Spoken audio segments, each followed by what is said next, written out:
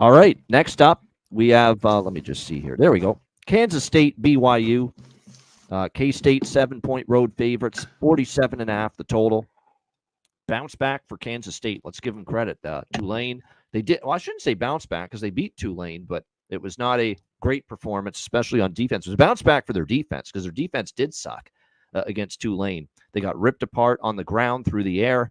It was a lot better against Noah Fifita in Arizona last week. They pulled away, and really that defense shut them down in the second half. So really after the first drive, Arizona went bam right down the field and like, uh-oh, here we go again with this Kansas State defense. Then Arizona did nothing after that. Kansas State shut them down from that point on. So give the Wildcats defense credit. But now they're back on the road, laying a big number. You know I don't like them as much on the road. We saw it with the Tulane game. You know, Manhattan's a tough place to play. Manhattan, Kansas, the Little Apple. Now you got to go on the road to Provo. And look, BYU's done nothing wrong so far. Can you quibble about the strength of schedule for BYU? Maybe a little bit, because I think SMU's a little overrated. But still, to be able to beat SMU, you know, like BYU did, pretty impressive. 18-15. Beat the hell out of Wyoming, which we thought they could and they should have. 34-14. They've now covered 5 straight, dating back to last year. They covered 2 in a row as a dog to end the year against Oklahoma State and Oklahoma. Retzlaff, you know, the quarterback is solid. They've got, you know, some decent options at receiver for this team. The offense keeps getting better. They are banged up at running back with LJ Martin and Hinckley Ropati, so keep an eye on that. But Chase Roberts, Cody Epps, Darius Lassiter, got some good receivers. Roberts is a little good bit here with BYU in this spot. Again, we've seen it with Kansas State. Laying bigger numbers on the road, not always reliable. What do you think here, C-Mac? K-State, BYU. Yeah, I was just saying that Roberts is a good target for them.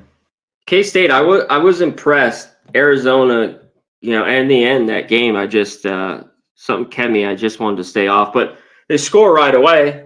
They take a 7-0 lead and nothing else the rest of the game. I always have to give credit. That's why even in this game, there's been problems with K-State in the first half, even on the road. They've been a little bit better in the second. But after that touchdown, they played great. And Arizona kind of moved the ball, and then they just turnover on downs. Like, they just couldn't do anything. They couldn't score.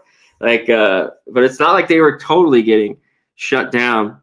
This is a tough spot. You know, they get the win scrap against Tulane. Then at home, Johnson here, he can run, but I think he could make a few mistakes. And look, BYU 3-0. This team, I think they could get to 4-0 here. This is a tricky one that I think could be close. I'm definitely on BYU with 7 on the hook in this game.